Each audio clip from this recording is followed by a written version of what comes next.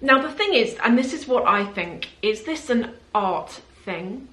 Or are we being taken for idiots who actually go and buy this stuff? Like someone is buying this stuff. Hi everyone, welcome to another video. So I've got some fashion news. Some of you might be aware of this, some of you might not, but I've got some stuff to do with Arnold Schwarzenegger and declaring VAT or for VAT tax purposes on luxury goods in a way that actually blew my mind a little bit, which I'll come on to in a second. And for any of you who are tax, if you're an accountant, if you're a legal person, and if you know about EU tax and law, please leave any comments below this video if there's anything that I say wrong, because I am sourcing this information online and you never know, like I'm not a legal person, I don't know what's correct and what isn't. But let's start with the first bit of news, which is Prada's $400 paperclip. Yes, you've heard me right. This, I was actually tagged on Instagram by one of you to do with this last week. And at first, I will confess, I thought it was a meme. At first, I thought it was a joke. And then I was reading and I thought, this isn't a joke, this is actually for real. So Prada have come out with, it's technically speaking, they're calling it a money clip, but it's a paper clip. It measures 6.5 centimeters by 2.5 centimeters. It is not big. It is, however, I don't know whether we can justify the price on this, but it is, however, made of 925 silver, so solid silver, and it's engraved with the logo. So this has blown up online. A lot of people are talking about this. I've seen a lot of talk about it on Instagram, Twitter, just people are talking about this because it does seem like a ludicrous price tag for what is a paperclip. This isn't new to Prada. They actually brought out a paperclip back in 2017. The price of that at the time was around about $160. So with inflation, it's gone up to $400, which is quite a lot to have gone up by. But what do you think? Do you like it? Would you buy it? It looks like it's not the easiest thing to get hold of. And I would actually imagine that even though these things can, to some, appear ludicrous on the face of it, I would imagine that when things go viral like this, they do sell out really quickly, even though you might be thinking, who would go and buy that? There are people out there who will go and buy that. And I think as soon as these things get this advertisement on social media and they go viral, etc., I think that's when things sell out. So would I be surprised if you can't get this? I would not be surprised at all. I tried to find it, I couldn't find it. Even if you wanted to buy it, money couldn't buy you the Prada paperclip. Okay, the next strange thing that's come out last week, is from Louis Vuitton, and it's their sandwich bag. How many of you have seen this? There has been controversy, ridicule, awe, amazement, just every type of feeling in regards to this sandwich bag. So it's actually made out of supple cowhide. It is 30 by 27 by 17 centimeters. It's, from what I've seen in comments, it's really divided opinion. And actually, I feel divided in my thoughts around this. Here's the thing. It's over $3,000. And it's, if you're watching this and you're like, that's cool, I want it, that's fine.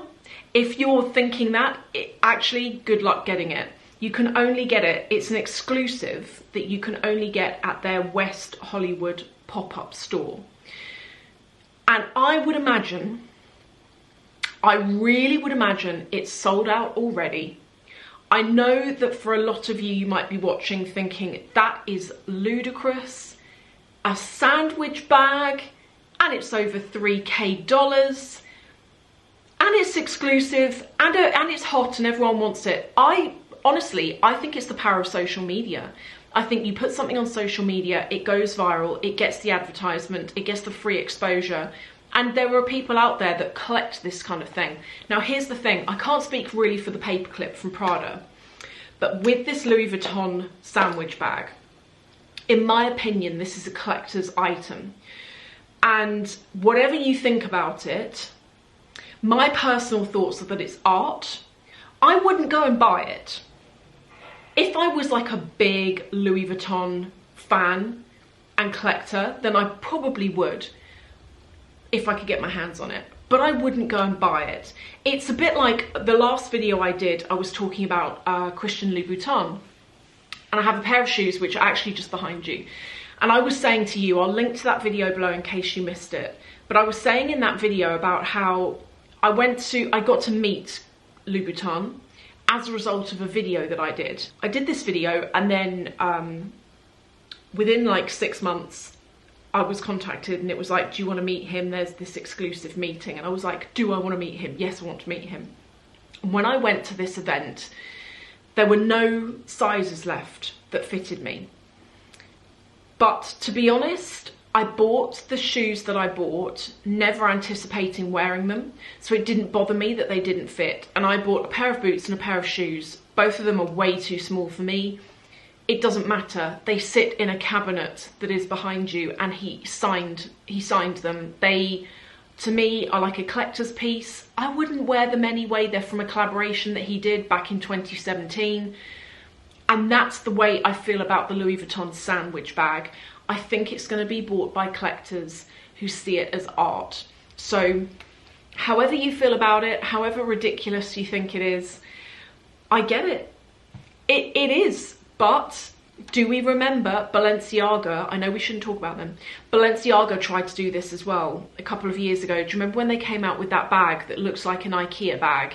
And they also had the big bin liner thing. That, I mean, crazy, ridiculous. But these things are seen as like cult items by huge fans of the brand. And that's why I think they get snapped up quite quickly. But let me know what you think. Do you think it's a money grab? Do you think it's advertising for the brand? Do you think it's genuine art? There was no intent behind it. It was just an idea that was created as an art piece. Let me know what you think. I'd love to get your thoughts on this.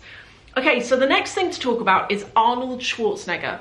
Unless you have been living under a rock, some of you will know that he got detained in, I think it was Munich. It was in Germany, I think it was Munich airport. And what had happened was he'd taken with him, he's like the head, he's got his own climate change charity, which he is the head of, the kind of face of. And he had taken a very exclusive, pretty much money can't buy watch with him from the US to Germany. And he was going to then take it to Austria, where there was going to be this gala dinner and the watch was going to be auctioned off. Now, again, I'm going based on what I've read online. If you know different, please correct me below. Don't get angry at me. It's not my fault. I'm just going by what I've read. But anyway, he gets to the airport. He lands in Germany. And one way or another, they smell a rat with him. They're like, something is off, and they decide to check his stuff, and they find this watch. Because he hadn't declared it, he was then fined. And there was this big mess, to be honest, where he tried to pay on credit card. They wouldn't take the credit card. Some of the money has to be paid in cash. He was going to cash points, and the cash point limits were as such that he was just like, oh my God, you know, I'm never going to get this money together because I can't take out enough out of cash points. They eventually found a bank, I think, from what I gather, and he managed to get all of the money out there. But he said the whole thing was just a catastrophe. It was badly managed. And what confused me, and this is why I wanted to share this story, is the watch. Let's say he bought it in the States. I'm not sure whether he was bought it or given it or whatever, but let's say for argument's sake that he bought it in the States. He would have paid tax on it in the States. So when it arrived in Germany, I feel confused about why he'd have to pay more tax on it. Now, the way it goes, this is what I read. If you import something into the EU and it's going to stay in the EU, potentially, any EU country, that's when you've got to pay tax on it. But again, it makes me think, let's say you go on holiday. No, let's say for argument's sake, this is what I don't understand. And I would love it if any of you who are into tax could please help me on this, because I got worried. I thought, what if I go to the EU? What if I move to an EU country one day and my engagement ring, because it's anything worth over 10k euros, anything worth over 10,000 euros has to be declared, and you're potentially going to have to pay VAT on it, even if you've already paid VAT on it when you bought the thing. Can you imagine the number of us, or you, who might go on holiday or move abroad and you've got your Hermes bags with you? These people know what an Hermes bag is. That's their job. Can you imagine having to pay the tax again? And this is why I felt so confused about it. So it goes to show, don't be complacent. Do you know what? When I travel anyway, even when I go into central London, I never wear my engagement ring. I have like a lab-grown engagement ring that I wear when I go out and about. And I think definitely from now on, when I'm traveling, I'll be wearing that one, not the real thing. But it definitely makes you think. And so I wanted to share this for any of you traveling, moving. Just read into this story, investigate this story, because what you don't want to have happen is that you take something expensive that you could have left at home and you get done for it financially. So that's kind of what I would say anyway, is that certainly for me, I don't have any bags worth that kind of money or in excess of that kind of money. But if I did, I wouldn't take it with me. And actually, if I did have a bag worth that much money, even the bags I've got that are like Dior and they're 4K, I even think twice, 3 times, 4 times about taking those away with me in case something happens to them. For example, I'm super excited, but I'm going skiing with my friend in February and we're planning outfits at the moment of what are we going to wear? And I thought, oh, shall I take a bag with me? And I thought, no, not because of the Arnold thing, but I thought no, because when I'm skiing and it's going to be left in my room, if it doesn't fit in the safe, which a medium-sized Lady Dior isn't going to fit in the safe, would I feel safe about it being in the room? Now, what I always do is this is a side note, I put all of my stuff in my suitcase and I lock it and I leave the locked case in my room, because obviously you can't take your case with you everywhere. That is, it's not ideal, but it's the best that you can do in that situation.